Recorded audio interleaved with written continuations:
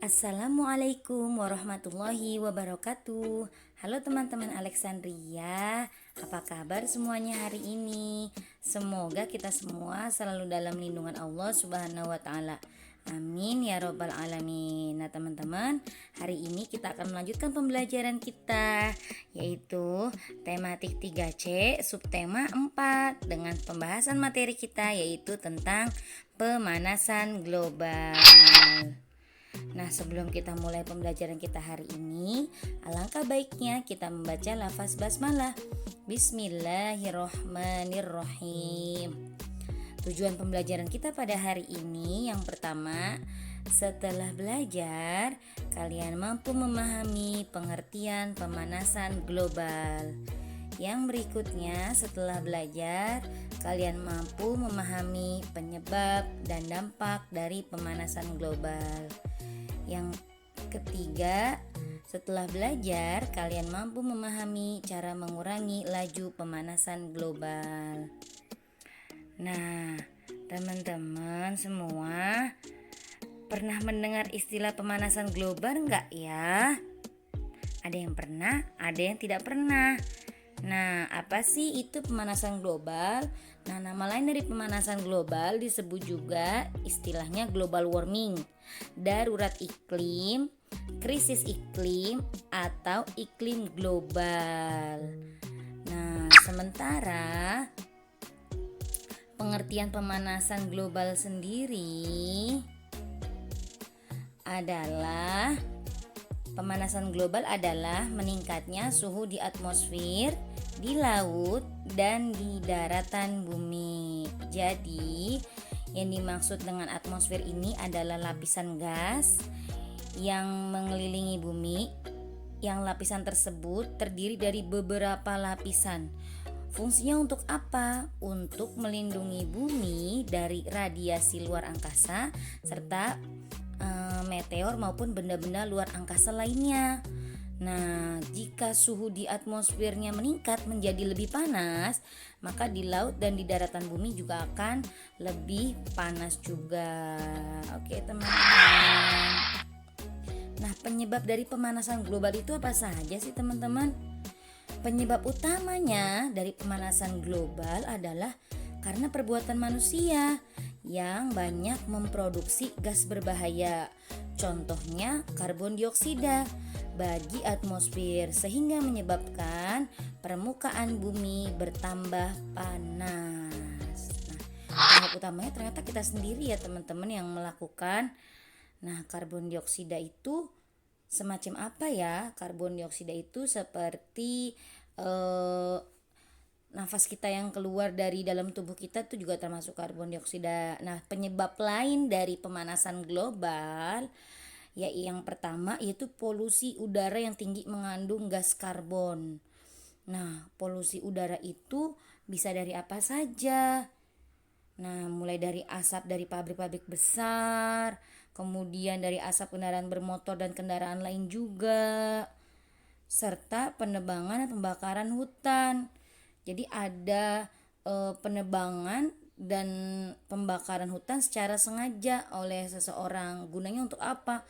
Untuk membuka lahan. Nah, hutan-hutan yang tadinya pohonnya kokoh itu diganti oleh pohon-pohon yang fungsinya mengurangi fungsi dari pohon sebelumnya. Jadi penyerapan airnya, terus buat menyerap karbon dioksida, kan apa namanya? Pohon-pohon itu menyerap karbon dioksida. Nah, ini kalau pohonnya ditebang, ada yang diganti dengan tanaman yang fungsinya tidak terlalu banyak, ada juga yang diganti oleh gedung-gedung. Nah, maka akan mengakibatkan pemanasan global. Yang kelima yaitu pencemaran di laut. Jadi banyak pabrik-pabrik yang membuang bekas-bekas hasil industri, air-air zat kimia ke dalam laut. Nah, nanti kan lautnya akan menguap. Nah, ini yang menyebabkan dari pemanasan global. Nah, dampaknya apa sih dari pemanasan global ini? Dampaknya yang pertama, meningkatnya ketinggian air laut. Gelombangnya jadi lebih tinggi. Yang kedua, terjadi badai dan bencana kekeringan atau kemarau yang lebih panjang karena lebih panas teman-teman cuacanya. Terus apalagi? Mencairnya es di kutub utara dan kutub selatan. Iyalah, karena suhu bumi semakin panas, maka es-es di kutub utara dan kutub selatan akan mencair lebih cepat.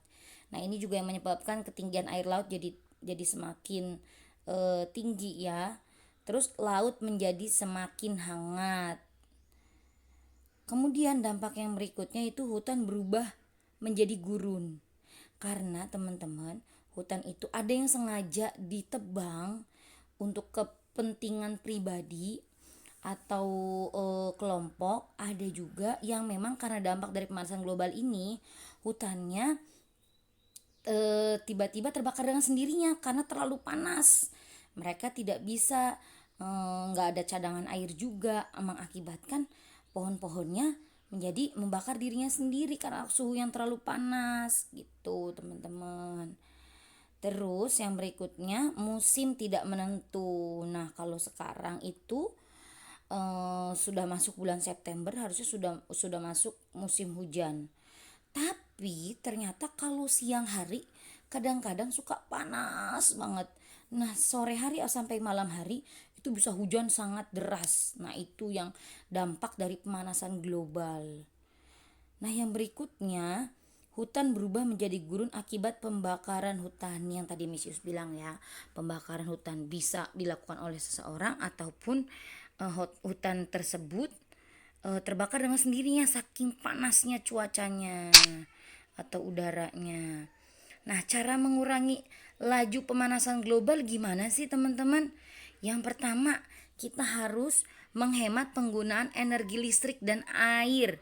Sebisa mungkin ketika sudah tidak digunakan, air dan listrik harus dimatikan. Listriknya misalkan gak ada orang di rumah, siang hari lagi, matikan aja lampunya. Atau ketika kita nginep di rumah nenek kita, semua lampu rumah nyala malam harinya.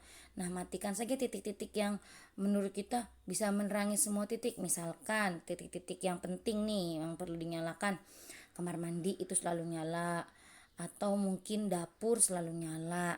Dan ini juga menghemat penggunaan air. Air itu kadang-kadang kita kelupaan matiin yang mengakibatkan airnya terbuang sia-sia. Nah, ini harus kita hemat betul. Yang kedua, mengurangi penggunaan plastik dan barang yang sulit didaur ulang. Seperti pembelajaran kita kemarin ya, tentang 3R. Jadi mengurangi penggunaan plastik dengan cara kita membawa sendiri dari rumah atau menggunakan plastik bekas yang kita bawa sendiri dari rumah. Yang berikutnya melakukan 3R, reduce, reuse, dan recycle. Nah, reuse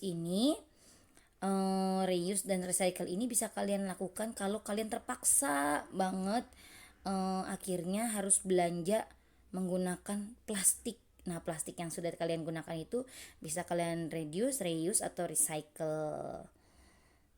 Nah, berikutnya yaitu beralih penggunaan kendaraan pribadi menjadi kendaraan umum. Nah, sekarang kalau kita lihat hampir semua, mungkin kalian semua di rumah memiliki kendaraan lebih dari satu. Ada yang punya motor dan mobil juga. Bahkan ada yang motornya lebih dari satu, mobilnya lebih dari satu.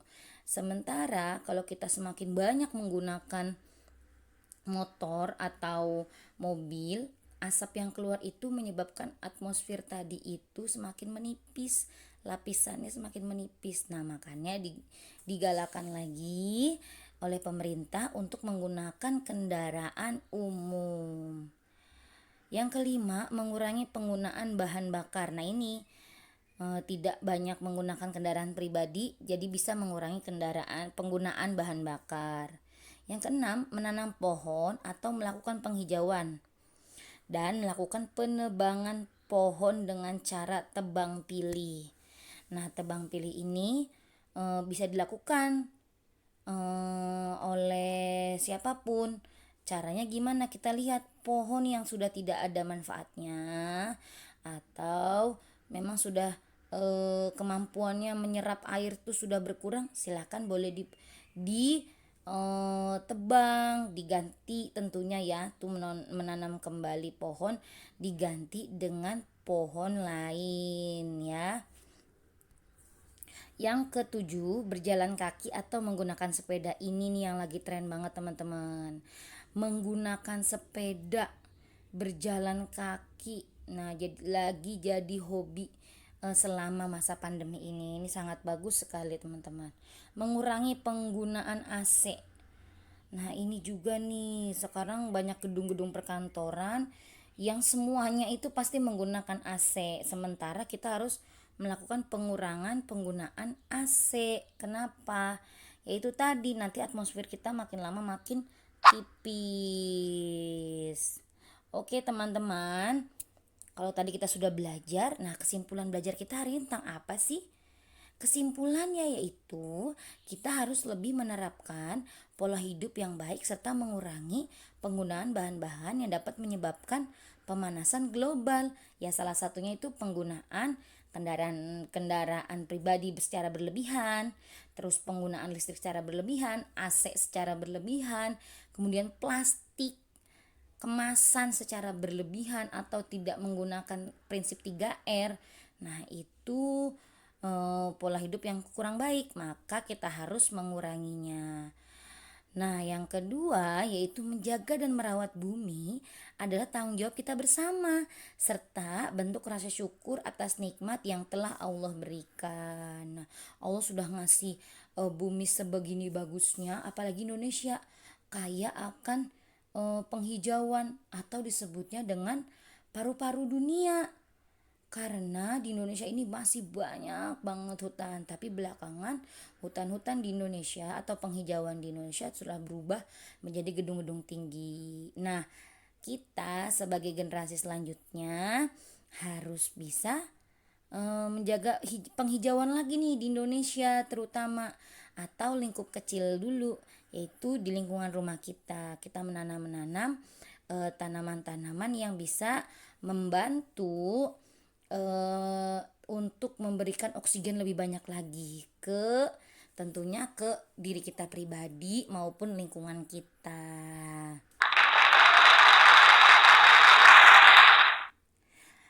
Nah, untuk teman-teman semua, tugas tematiknya hari ini halaman 144 ya teman-teman.